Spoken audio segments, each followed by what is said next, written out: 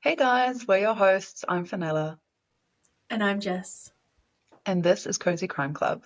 Each episode, we explore real cases, from the eerie to the outrageous, with curiosity, empathy, and just the right amount of dark humor.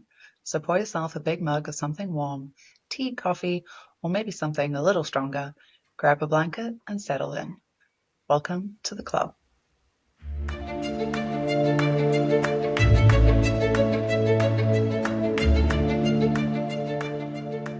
Hey, club members, welcome back. Fenella, how you doing? I'm doing great. I've got my coffee. I'm all set for another crime story, Jess. What have you got for us tonight? How are you doing? Well, I hope everyone is all cozy. They've got their coffees or teas. Hope you're all cozy and ready to jump in because this is an unsolved one. So our case today, Fenella, you know I love my books. I was looking for some inspiration because I was really struggling with what I wanted to do. Nothing was really jumping out at me.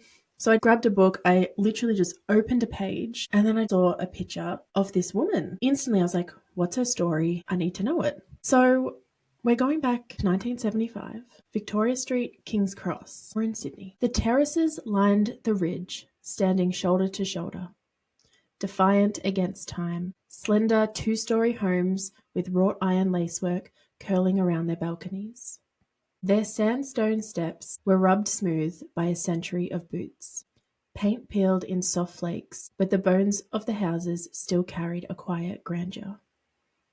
Plane trees stretched overhead, their branches heavy with evening mist, leaves rattling like slow applause whenever the wind rose from the bay. From the top of the street, you could glimpse St Mary's Cathedral and view the still blue water of the harbour, a postcard framed by chimney pots. The air smelled of damp stone and sea salt. But only a few blocks downhill, the atmosphere changed. King's Cross throbbed like a separate city. Neon signs blinked in electric pink and green. Taxi doors slammed. A jukebox spilled brass-heavy jazz into the wet night. The scent of cheap cigarettes and frying oil drifted up the slope, carried on the same wind that cooled the terraces. Tourists, sailors, sex workers, hustlers. Everyone moved through the cross after dark. It was Sydney's sleepless heart, beautiful and dangerous, a place where you could vanish into the noise. However, this was a city tearing at itself. Throughout the 1960s and 70s, developers and government planners called the old neighbourhood slums, promising sleek towers and higher tax revenues.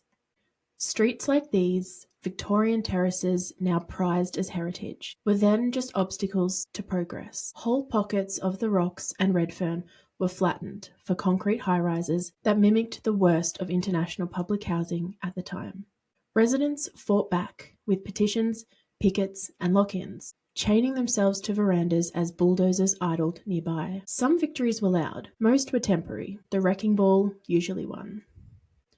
Victoria Street had become the next battleground. Owners and tenants formed barricades and committees. Police escorted developers' men in the dead of night. Rumours of payoffs and intimidation hung as thick as the harbour fog. Into this conflict stepped Juanita Nielsen, publisher, heiress, activist. She walked these same terraces daily, newspaper under her arm, her voice one of the few calling out the underhand deals between developers, crime bosses, and police. On a cold July morning, she left for a meeting in the Cross and disappeared into the neon underworld, leaving behind only questions and the echo of her footsteps on the footpath.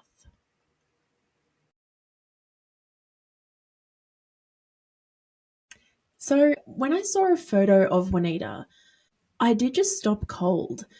To me, I felt there was just a magnetism there. It didn't fade with time. It isn't that just that she was beautiful, though she was.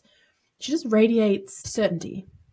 In every picture, she seems to know exactly who she is and what she's prepared to fight for. You can almost feel the confidence coming off the page, the kind of presence that would fill a room before she even spoke. Juanita looked every bit the 1970s style icon. Her hair, a glossy chestnut, swept high into a perfect beehive, added a regal inch or two to her already statuesque presence. She was slim and long-limbed, with the kind of posture that makes people turn before she speaks. Friends remember tailored skirts, fitted jackets, clean lines. She favoured classic cuts over trends, and somehow always looked as though she'd just stepped from a magazine shoot. There was a calm poise in the way she moved, an elegance sharpened by confidence, as if the city around her was merely catching up. And that's what pulled me into the story. Juanita looks like someone you'd want to meet up for coffee or a wine, and also someone you'd follow into a street protest without a second thought. Strong, stylish, a little untouchable, yet there's a softness and kindness in her eyes. She feels alive in a way many historic figures don't, and I just couldn't walk past that. Is it just me, or was I just taken aback by her? What do you reckon? Oh no, I was gonna say, like, she is so chic, effortless, and just, I understand 100% why you felt compelled to know more about her. I'm so glad that I did too, because she is a force, and I think she holds like such an important part of history in Sydney, and not just Sydney. I think it definitely ripples and extends. So far, she sounds like a total badass, so I'm excited to see, learn She more was. about her. So, Juanita Nielsen, she carried actually a very old Sydney name. Her great-grandfather, Mark Foy, built the grand department store that once set the pace for fashion. By birth, she could have coasted through life. Cocktail parties, international getaways, the soft life of inherited wealth.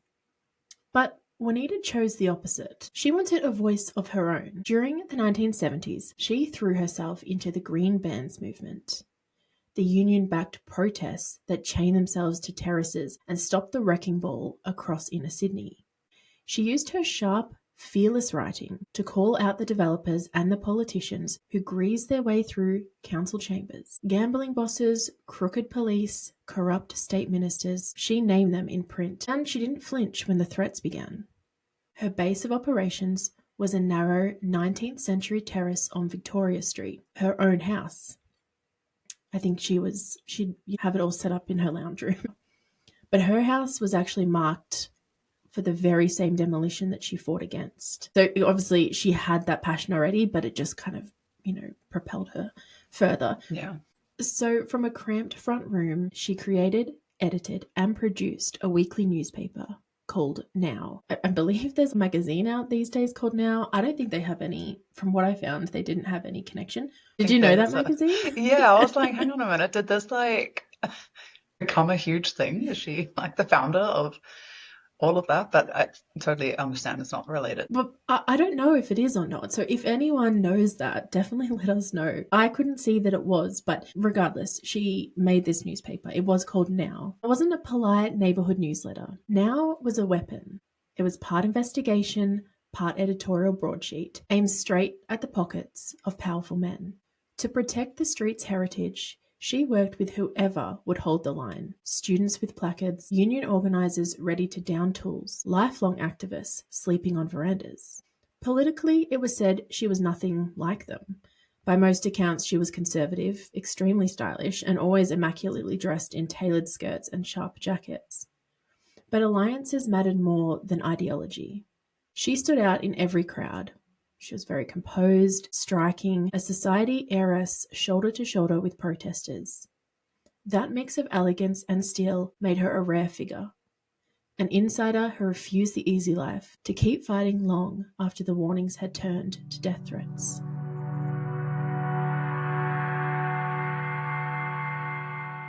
So, by mid-1975, we're in winter, Juanita had turned her small paper into a megaphone for Sydney's underdogs. Her latest battle was the most dangerous yet, saving her very own Victoria Street.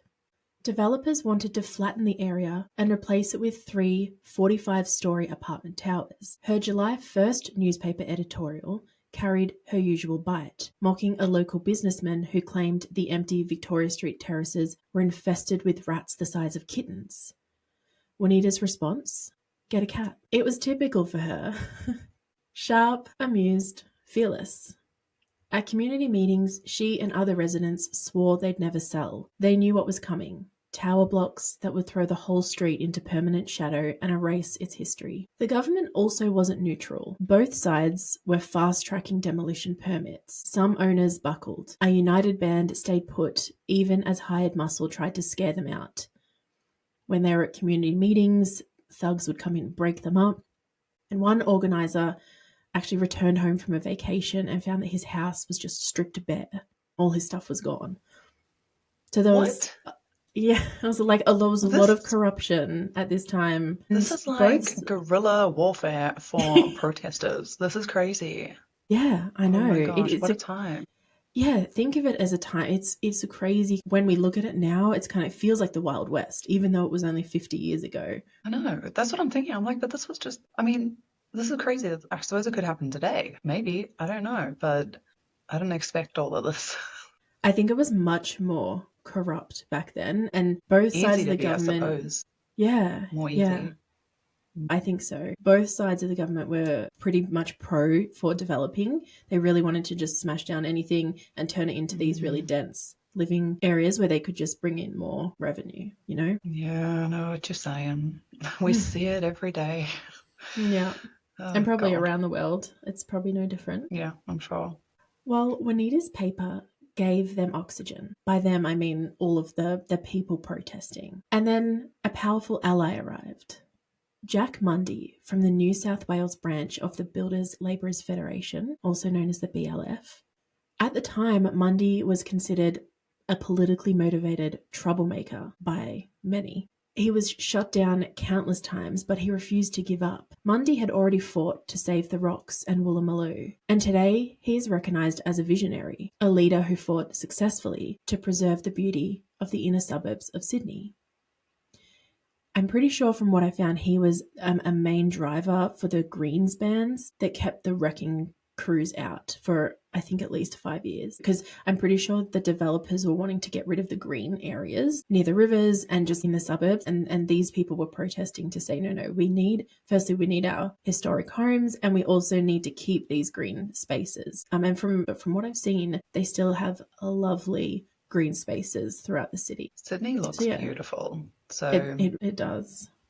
So I can understand wanting to preserve that for sure. And so crazy to be even so ahead of the game to realize how much that's needed down the track. Like we see how big cities are now. So just amazing, very much, I feel like, ahead of their time. Yeah. But politics turned. In 1975, the federal BLF, so that was the Builders Labourers Federation, there must be one for each state and a kind of federal one as well. They got rid of Mundy. They're like, bye, mate. They employed another leader for the New South Wales branch. And that new state leadership just lifted the Greens bans. They're like, no, develop away. So you wonder how many pockets were lined there for that to take place. I'm not liking this turn of events. So, okay, No, we're not. all right. I'm And going to stay with you, but I'm not enjoying it. I'm sure Juanita she's like on the forefront there too. Like she's created her own Yeah. newspaper to call these people out as well. Well, the government, they were obviously well, I won't say obviously, but from my understanding, they're kind of, I guess, in cahoots a little bit with the BLF. The government pushed forward and suddenly residents were alone, and Juanita's newspaper was the last vocal and opposing voice against these big towers that they're wanting to put in. So Juanita was 38 years old at the time, and she knew she was a target. She started receiving anonymous, threatening letters, menacing phone calls. She knew she was living on a knife's edge. But she wasn't deterred. On the 30th of June, 2 men came to Juanita's terrace. David Farrell, her close friend, answered the door. Juanita was kind of hiding in a separate room. Now, the men claimed that the Carousel Cabaret wanted to buy advertising in Juanita's newspaper, but her paper never ran nightclub ads. The men left when they realized she wasn't alone. She was very shaken from it, but she was still defiant. She told David and her boyfriend, John Glebe, that she'd be careful and would keep them updated on her movements. So 4 days later, it's the 4th of July, Juanita accepted an invitation to that very same nightclub. The night before, Carousel Cabaret receptionist Loretta Crawford phoned Juanita. The pitch: come to the club the next morning to discuss advertising. Years later, the receptionist Loretta would admit that she knew the whole thing was quote-unquote bullshit, since the club never advertised in local newspapers. That didn't come out until like the 2000s, I think like 2001 or something. That is crazy. Yeah.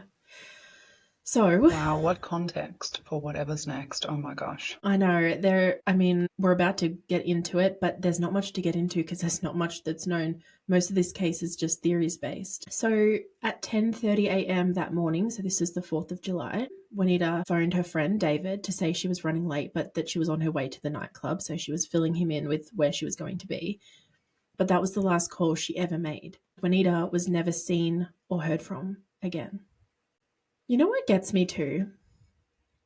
I think with everything like swirling around her, death threats, thugs, showing up to her house or community meetings for that matter, there was political pressure every side, she still walked straight into the nightclub. Like, I feel like she didn't even hesitate. But that also is so tragic. It is so tragic for someone, especially like her, that was trying to make change. I don't think she was reckless. I think she was pretty deliberate in what she was doing. She was brave, relentlessly curious. And honestly, I think she probably would have made the perfect Cozy Crime Club member. Just like, She so would.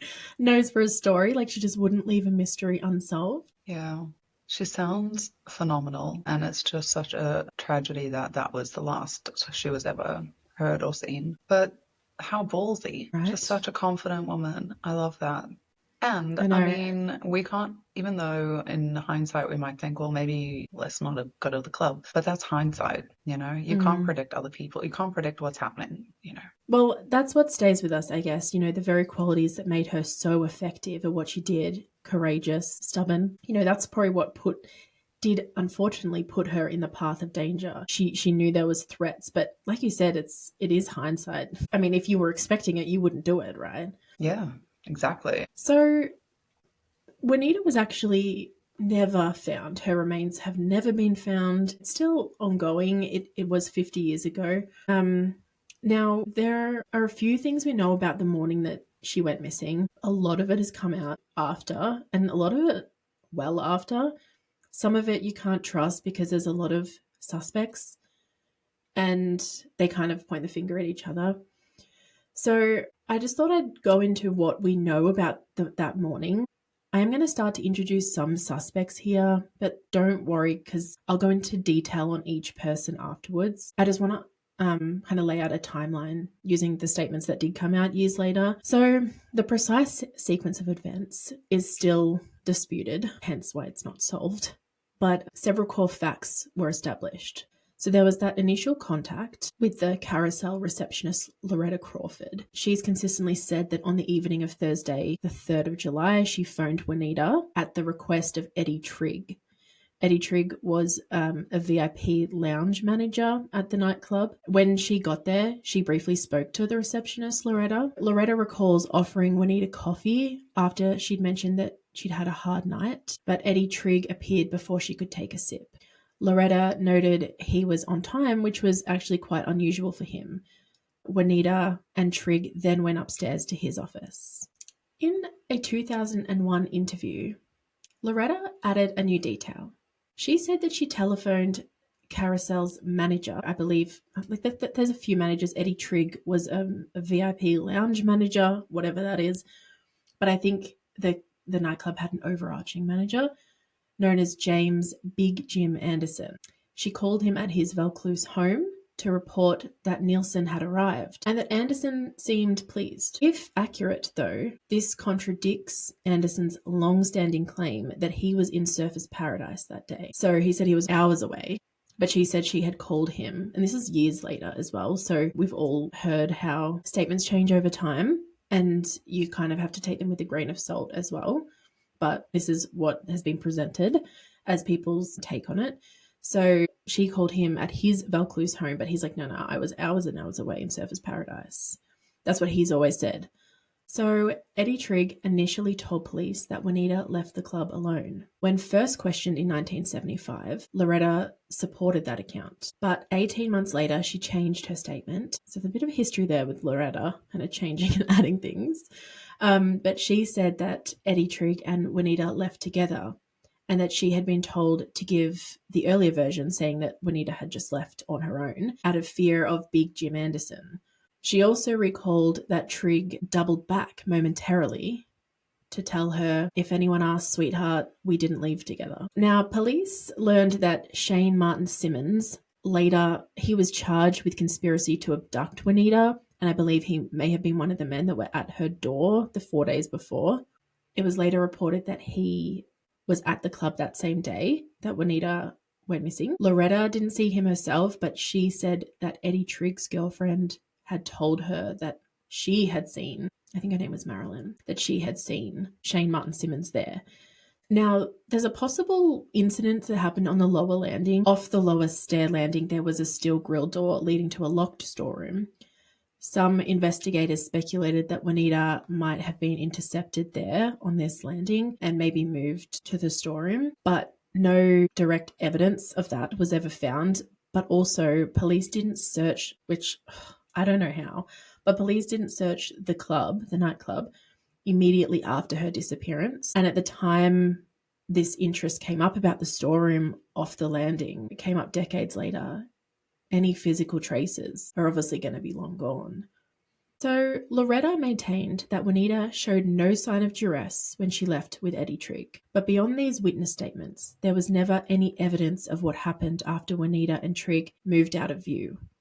Very heartbreakingly, very sad, Juanita's father, Neil, was said to have died of a broken heart. He passed away just a few years after she disappeared. And I think I mentioned earlier as well, Juanita's remains have never been located. And the manner and location of her death are still unknown. They don't know what happened. They don't know where she ended up. I think there was a inquest and they're like, well, yeah, she definitely was killed, but we just don't know how, or, well, we can probably say, or even where maybe she we know why, but yeah, where she is, which that would be so devastating for family. Yeah. I think when things don't have some kind of closure in some way, that's torment. Oh my goodness, this poor man. I know. With his little baby. You can't comprehend. And he would have been so proud of her too, because you're always proud of your kids anyway, but she was just such a doer. And, he would have been like, look at her, she's doing her thing. Well, like we said, she didn't have to do that either. She could have had such a pretty carefree life, but she chose, because she was so passionate about it, she chose to get in there and do it, just like roll up her sleeves, and she's just going to get in there and expose this corruption and prevent the city that she loved being turned into something that no one recognized. Yeah.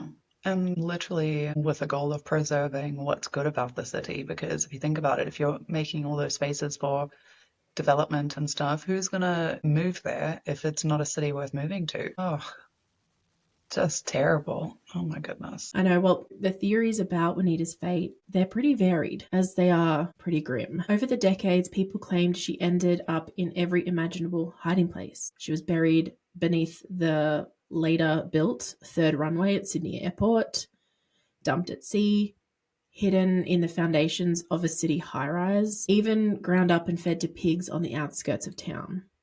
These are all theories that people put forward. I think that one, obviously they're all horrendous, but that one about being buried in the foundations of a city high-rise seems so disrespectful of what she fought for. Yeah. I mean, and also all of those theories are kind of out there and specific. Like, why would you? That's such a specific thing to say. Do you know something? Why are you saying that? Which high-rise? Tell me. Yeah. Right? Look at you, investigator hat on. No, I'm just like, what are you all on about? And why are these just time wasters trying to throw off the investigations? But that high-rise one is shocking. Let's hope that's not true. I know. We don't want any of it to be true, but no. And like you said, they are very specific. The airport one got me. I was like, what do you mean? I know, under the runway. Yeah. I know. And I guess there could be something to that as well, because there was a lot of development obviously happening, which is what she was kind of fighting against. True. So there's a lot of probably opportunity for criminals to make the most of that. So there could be something to that, or maybe that's just kind of what people in the public like put two and two together and just kind of said it. Yeah, I guess hard to tell, but I think you're absolutely right. With all that development, there would be, especially if this is tied to people that were actually planning the development, they would know. Exactly. And we're going to get into them. Oh, okay. Wow, yes. I'm seated. And I've found photos on everyone, so we can have a look at them. I'm Hang such them a out to visual dry. person, so yeah. I don't think any of them are alive anymore. I don't think. We'll go into it. Now, none of the theories that we just said have been proven, but what is certain is that no one saw her again after she entered the nightclub on the 4th of July. Also, I just wanted to mention it was 10:30 a.m. You know what? I'm such a person where I'm like, if I'm watching a scary movie or something and it's daylight, I'm like, oh God, we're all fine. Nothing scary is going to happen at daytime, you know? And then, like, as soon as it's slightly dark, I'm like, oh my God, what was that? I know. Everything can happen in the dark. It would be a lot more understandable, I guess, if the last time they were seen is like 3 a.m., right? But like around 10ish in the morning, 10, 11, like before midday. I mean, I don't know. Something fishy about that to me. Like someone's going to see you. Yeah, like everyone is Unless, out and about. It's a very busy city. yeah, exactly. She was a known figure, right? Like obviously she had a paper. Mm-hmm. She was, She had a you know, with, known name. yeah, she had a known name. She had a bit of a Mm-hmm. platform, you know, she was Mm. visible. Mm-hmm. Mm. Very, very interesting. On the back of what you're saying too, Yeah, I think that it's so unlikely that she left that nightclub. I it mean, is it was, extremely unlikely, isn't it? yeah, I mean, it was big news. A week after she was reported missing, police did recover a few of her belongings. She had a black handbag and some personal items in there. That was discarded beside a freeway in Western Sydney. But there was a massive search of rivers, dams, bushland by police, but they weren't able to find any evidence. They were looking for her, they were looking for evidence, they were looking for anything, which I think is wild that they searched all these places when Juanita was missing, but they didn't search the club. Like, wouldn't you be there I for was just like gonna looking for say, all the like, didn't evidence? yeah, exactly. That's what I'm thinking. I'm like, oh, hang on, guys, you're putting a lot of effort, time, money, labor into this. But what about the scene of the crime or scene of Mm. last sighting? Yeah, and the receptionist is like, Yeah, yeah, she came here, but then left, but no one saw her leave. So just start there. That's where you start. Obviously, her bag was found on a freeway, so maybe they just wanted to explore anywhere around where her bag was found. But I mean, that's maybe just they so felt like just. it bolstered the whole, oh, she left, and they're like, well, she must have left because we found her items like elsewhere. So, but that's And stupid. and maybe she left and got like picked up by some other person, which is kind of what Eddie Trigg was trying to say happened. Bloody Eddie. God. I know. Whether Juanita was killed deliberately or she died during a botched intimidation attempt remains the open question. Some argue her disappearance was the tragic result of a standover tactic gone too far. The more likely view is that she was silenced on purpose. At least that's what a lot of people were saying. Her unrelenting campaign against the Victoria Street redevelopment gave powerful developers both motive and means. Yet the development fight wasn't her only battlefield. Juanita was also digging into the vice and legal gambling scene around King's Cross. Investigative journalist Ross Coulthart later noted that the real challenge for detectives was that so many people had so many reasons for wanting her dead. Her boyfriend, John Glebe, testified that Juanita told him she'd been receiving threatening phone calls and that she carried cassette tapes that she claimed would blow the top off a story that she was working on. After she vanished, Glebe received his own warning. An anonymous caller rang him and said, Juanita has been killed. It was an accident. Back off, or accidents can happen to other people. I know. There's no way of tracing this Oh call my either. This is God. 1975. Wow. I'm just processing. That's crazy. That is scary. Yeah. Okay. So there was obviously a total threat. Although, why Yeah. call him at all? I Maybe don't know. in That case they seems were like, he's weird. gonna release information that she had or something. Maybe they're like, don't you Maybe try and take up her mantle. if she had further tapes or something like that. Yeah, maybe. Mm, That's a good wow. point, actually. So unsettling. Well, further intrigue surfaced years later. In the 1995, so it's been 20 years, the Bulletin magazine published allegations that Juanita had obtained documents from a private investigator, Alan Honeysett.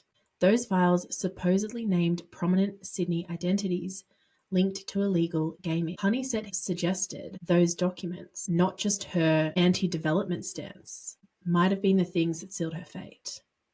So let's go into the suspects. We have, I think, four main ones. Our first suspect, Frank Thiemann, property developer. By the mid-1960s, Frank Thiemann was already wealthy, but the relaxation of New South Wales zoning laws opened the door for even bigger profits. He began buying large sections of King's Cross, intending to replace the old terraces with high-rise luxury apartments. Juanita became his loudest opponent. Through her newspaper, she rallied the residents, she organised the protests, and effectively stopped construction. Those delays cost Thiemann heavily. He was bleeding money at this point.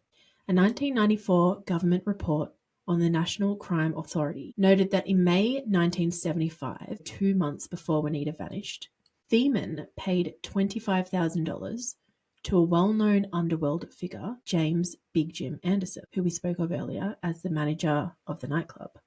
So 2 months before she went missing, Thiemann randomly pays this $25,000 to James Big Jim Anderson. Thiemann later insisted the money was for helping his son start a business, but the timing definitely raised eyebrows. After Juanita disappeared in July 1975, opposition to the project collapsed. So by 1978, just a few years after Juanita's disappearance, Thiemann's development was complete and very profitable. So that's Thiemann. We got our property developer. There's a motive. Next, we have James Big Jim Anderson. Such a character, this guy. There was a lot of information on him online. So he was the Carousel nightclub manager. He was a fixture of Sydney's underworld in the 60s and 70s, a man reputed to fix problems. 5 years before Juanita's disappearance, he shot and killed another criminal, Donnie the Glove Smith. Despite 2 bullets in Smith's back, Anderson faced only a manslaughter charge. At the 1983 inquest into Juanita's disappearance, King's Cross crime boss and the owner of Carousel, so there's a lot of people involved in a nightclub, I realize. There's managers going everywhere, owners, There was an owner called Abe Saffron of the club. Not the manager, but the owner. Himself rumoured to be friendly with property developer Thiemann, who we already talked about. So Abe pointed in the direction of Big Jim Anderson and kind of said, well, he had something to do with Juanita's disappearance.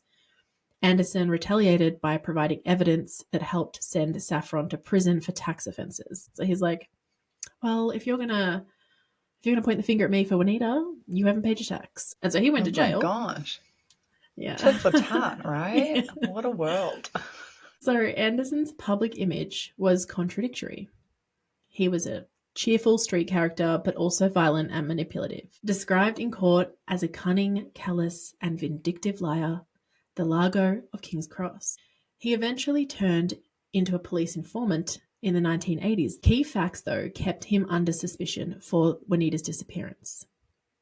So the facts of the matter for Big Jim Anderson were that he managed the Carousel nightclub, which was the last place Juanita was seen. He was close to developer Frank Thiemann and Thiemann's troubled son Tim. He was linked to 3 men later convicted. Well, actually 2 were convicted and 1 wasn't, but of conspiring to kidnap Juanita, and I believe they were the men that turned up to her house a few days before. So he was linked to them. His alibi that he was in Surfers Paradise at the time was never thoroughly tested by police. Financial ties deepened the mystery. Evidence that surfaced in 1994 showed that there was that $25,000 that developer Thiemann's company paid Anderson shortly before Juanita's disappearance, and later Thiemann loaned a total of about $260,000 to Anderson. So there was a lot of money being exchanged between the developer Thiemann and Big Jim Anderson, known to get, problems dealt with. A committee concluded that Big Jim Anderson was the prime suspect and may have blackmailed Thiemann over the case. Anderson denied involvement until his death in 2003. I cannot believe they didn't investigate that nightclub more thoroughly at the time. They would have found these connections at the time. I just think they would have found so much more if they investigated the club and everything a lot more deeply and physically, but perhaps, paperwork trails, like all these different things they might have. Why weren't they interested? It just feels like they weren't interested in knowing what actually happened. And I just hate that. I know. That's That's the feeling I got as well. And I mean, if this is a very well-known case, I hadn't heard of it myself, but if anyone else does know more about the seemingly lack of investigation about why they didn't seem to look into the club, or has some, I don't know, just any ideas, just comment below, let us know. Because I was with you, Fenella. I'm just like, it just seems like the logical thing to do, and it just baffles me. You know, it was 1975, but also it was only 1975. It wasn't 100 years prior. And I feel like we say it every episode, though. I really do. I feel like we're always just like, what were they doing? And I think maybe it's easy for us to say that now, but also I still feel like we're not saying anything outrageous. You know, they should have investigated more thoroughly at the time, at the scene of last sighting. Like, that just seems crazy. Like, they should, every single inch of the club itself and any connections that people had to the club and each other and Juanita should have been over, like, just fine tooth comb. And it just, yeah, really feels like they just were like, not today. I'm about to talk about Eddie Trigg, but after him, there is a bit of talk about corrupt police officers. And so that We're could getting into it. definitely have something to do with that part of the investigation. Yeah, okay. Let's meet Right. Eddie.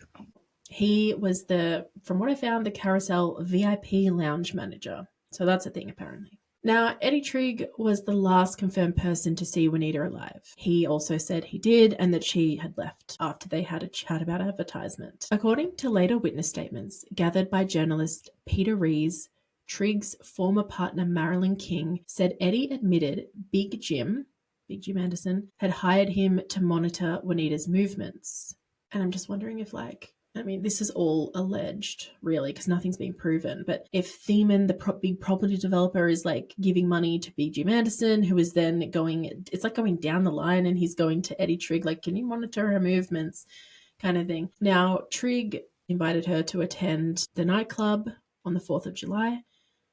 And the receptionist, Loretta, confirmed Juanita had arrived and met with him, but she said, like, he never re-emerged. But then, you know, I have also seen that she said they came out together and Trigg kind of turned around and he was like, oh, you didn't see me leaving with her, sweetheart. So Trigg's partner at the time, Marilyn King, recalled seeing blood on Eddie's fists and shirt that same day and said he warned her, what you don't know won't hurt you.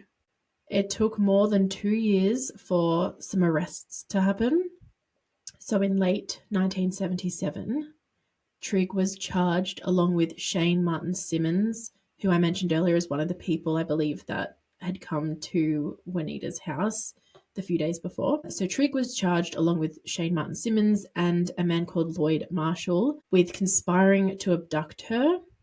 So I actually don't know if they were the ones that were on her doorstep or if there was just evidence that police had enough evidence to say, well, you conspired to abduct her, so we're going to charge you with that. Martin Simmons was convicted in 1981 and he was sentenced to 2 years jail. Lloyd Marshall, who was the club's PR person, he was actually acquitted, so nothing went through there for him. Eddie Trigg fled while on bail in 1981. He resurfaced in the United States in 1988. When he was captured, he reportedly told authorities, it's all bloody politics, crooked cops, dirty politics, and one big cover-up. The guy who's benefiting from this is an alderman who made mega bucks out of this. So that's what Eddie Trigg said when he was caught in the USA. Trigg was deported. He pleaded guilty to conspiracy to abduct, and he served 3 years in prison. When questioned years later, Trigg dismissed the public concern. Reportedly, he said, they're making all this noise over a woman who was nothing but an out-and-out communist. No loss to society at all. Ugh, Trigg. So Trigg died in 2013. I'm sorry, but what an idiot. Like, I know. Even if he had nothing to do with it, right? Like, be respectful. Right. Where's your human decency? He has got on my nerves now. So he really has. Like, he was already on my nerves. Now I'm like, that's enough for you. I know. So rude. I mean, because we are just Team Juanita from the beginning. Even if you're not, which how could you not be? Okay, so show a little bit of respect when you mention her name. Don't make yourself look like you had something against her. I don't know. What an idiot. Okay, please continue, Jess. I know we could go on about that for a while, but I agree. And so he died in 2013. So far, everyone's no longer alive. Next up, we have Detective Sergeant Fred Cray. Some fingers eventually pointed towards Cray, a notoriously corrupt New South Wales policeman. Big Jim Anderson himself named Cray as Juanita's killer, a claim echoed by journalists Tony Reeves and Barry Ward, though no hard evidence ever surfaced. But by 1976, barely a year after Juanita vanished, Tony Reeves and Barry Ward were convinced the investigation was compromised. I mean, even we thought that. They issued a public statement, so these are the journalists, they issued a public statement accusing New South Wales Police of a cover-up and pressed the Premier at the time to call for a royal commission. The Premier ignored them. Undeterred, the journalists sent a blunt telegram to the Premier in July 1977 condemning what they called government cowardice and warning they would continue exposing police misconduct. Their demands, unfortunately, were never met, but their challenge kept public attention on the case. Detective Sergeant Cray had a reputation as one of the most dangerous officers in the state. He was repeatedly linked to organised crime and was widely believed to have coordinated the hired muscle that terrorised Victoria Street residents on behalf of the developers like Thiemann. By the early 1980s, he was also rumoured to have connections to a bank scandal and the Griffith Mafia. Cray died in 1981, so pretty early on in the piece, making accusations against him impossible to test. Despite his notoriety, no official investigation ever tied him conclusively to Juanita's disappearance. So we've got property developers, we've got kind of hired guns, crooked cops. This case has everything.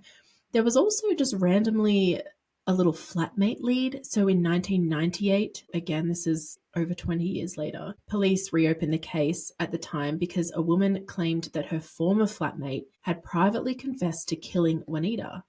Detectives flew to London to interview the man, but the trail went nowhere and no charges were followed. I thought I'd just put that in though, just because I'm sure the police do get these different random leads that come up that a lot of the time, there was probably a million others for this case that they followed up but we never hear about. But I thought that was a random one. They literally flew to London to interview this person. Don't you find, I don't know how you feel about it, and we've covered a couple unsolved cases and this is one of them. And we ask, or we hope that people that hear about it and are reminded of something strange that happened might make a report, right? But whenever I hear about these things coming out later, I always am so surprised by the time it's taken to, didn't you say it was 2 decades later or something, or a decade, sometime later that this was reported? Oh, by the way, P.S., my flatmate said something a bit suspicious. Okay, where was that at the time, And I get the atmosphere at that time. Maybe people were too scared to even touch the case, any of the public. I can understand that. But I don't know, it just always strikes me as so odd. It is odd. I guess one of the reasons things come out later is because relationships break down. So at the time, they could have been in a relationship or, you know what I mean? They could have been friends, and then over time they lose contact with that person. So they might just feel a bit safer to come forward. But I mean, at the end of the day, it's also, this is a woman's life and her family would be grieving so much. And like we heard, even just from her dad, it's your responsibility as like a moral citizen to provide that information, in my opinion. I agree. Yeah. And then if this one didn't go anywhere, you're like, well, did that person just totally lie? Or maybe the flatmate lied and they were like, I killed Juanita and had nothing to do with it. So such a random I don't know. little thing. But I'm glad that lead, even if it ended nowhere, I'm glad it was pursued. Yeah, at least. That's something, right? That's what we want to see. Just like pursue the clues and the leads. They didn't test Big Jim Anderson. He was like, I couldn't have done it. I was like up in Surfers Paradise. But they didn't even look into that from what I found. That one is shocking because how easy is it to just say, I was out for the day? Okay, so let's verify that in like at least 5 different ways before we take it as fact. Exactly. And, the receptionist, even though her story did change, I mean, she was probably quite close to these people and knew what they were capable of. So she probably was quite in fear. And that's probably why her story has changed over time, or a reason why it could have. Now we have a random little... have you ever seen the show Media Watch? I've never even heard of it. Oh, you'd probably love it. I think it's on ABC, but they basically will just kind of call media out on their BS. Like if there's inconsistencies with certain stories and stuff, it's a pretty good show. And in this one, even though it's on ABC, I believe, they were actually calling out ABC stuff. So they're meant to be pretty neutral. But I was watching a little clip from Media Watch, and this random... so this case, actually, ABC made a mini series on, and a podcast was created on it as well.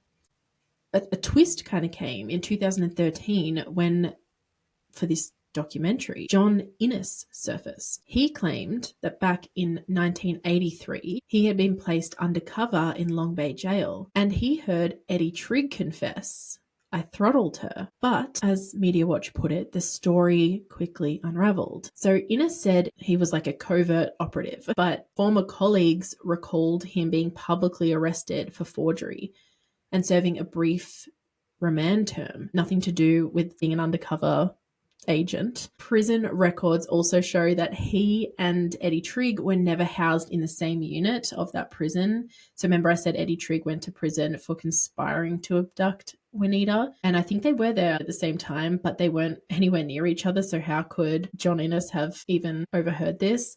And New South Wales police also confirmed that Innes's name doesn't appear anywhere in the extensive Neilson file. So despite those contradictions, and the ABC actually later withdrew a couple of the podcast episodes, and I believe they withdrew the TV miniseries built on John Innes's account or around it. Innes, he still insists he was on a secret assignment. So I thought that was a bit not funny because, I don't know. But like, if you don't laugh, I think you it do is. cry. It sounds like a bit of comedy, I have to say. Yeah. It does sound like a piece of comedy. What are you on about, mate? He was an undercover agent, Vanilla. Yeah. I mean, but we've no, all heard that before, haven't we? It was good to know, though, that ABC did come out with a report saying, yeah, we did ask New South Wales police certain things, but the police, I don't think they gave them any information until after they had gone to air. So they had tried to do what they could, but it was good to know that they at least pulled it because it very much appears that John Innes was lying. So theories of police corruption, organised crime involvement, and political protection remain unproven. The official investigation is technically open, but no suspect has ever been charged with Juanita's murder. We've just gone 50 years this year, and Juanita's disappearance remains one of Australia's most stubborn unsolved cases. In 1982, the New South Wales government posted a $50,000 reward for information. A coronial inquest in 1983 concluded that Juanita was dead, though it couldn't determine how or where she had died. There was a strike force put in place for all of this as well. The investigation, it still remains active under this task force. Detectives periodically review the entire file and continue to follow new leads when they do surface, though most key witnesses and suspects have already died. In June 2021, the government and police raised the potential reward to $1 million, hoping to draw out anyone who might still hold evidence or recollections from 1975. I mean, I feel anything could help when you've got an unsolved case. They want to hear everything. Authorities stress that even minor details from people who lived or worked around King's Cross at the time could help locate her remains. Juanita's relatives have spoken out repeatedly about the toll of not knowing. Her cousin, Francis Foy, said that the family's only goal now is to recover her body so she can be buried alongside other family members. Police do continue to invite tips through Crime Stoppers on 1-800-333-000, or you could also go to crimestoppers.com.au. Juanita Nielsen is remembered as a determined community campaigner whose stand against powerful interest still resonates today.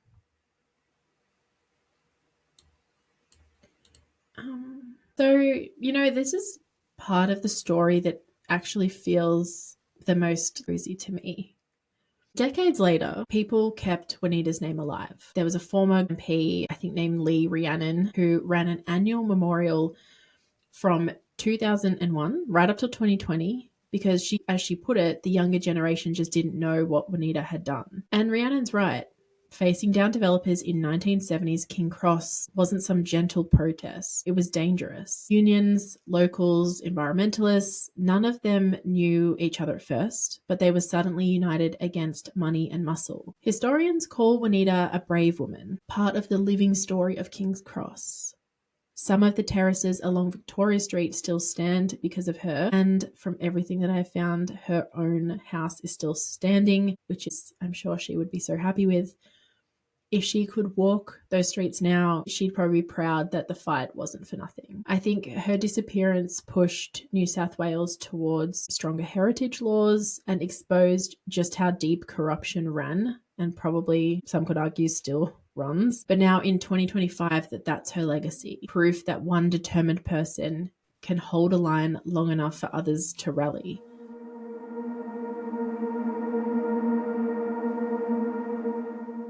This one has so many theories I would just love to hear. I think that's where we'll end Juanita's story for now, but I feel like it's far from finished. So what do you think happened after she left Carousel that night? Was it a calculated hit? An intimidation tactic gone wrong? Or something none of us have guessed? We would love to hear your theories. Please drop them in the comments on YouTube and Spotify, or just slide on into our DMs on Instagram. We love hearing from our wonderful and amazing club members, so thank you. Well, thanks for getting cozy with us today, guys. If you enjoyed this episode, leave us a review, share the club with a friend. You can find us on YouTube, Instagram, and Spotify, because here we leave the kettle on and the comments open. Until next time, stay curious, stay kind, and stay cozy.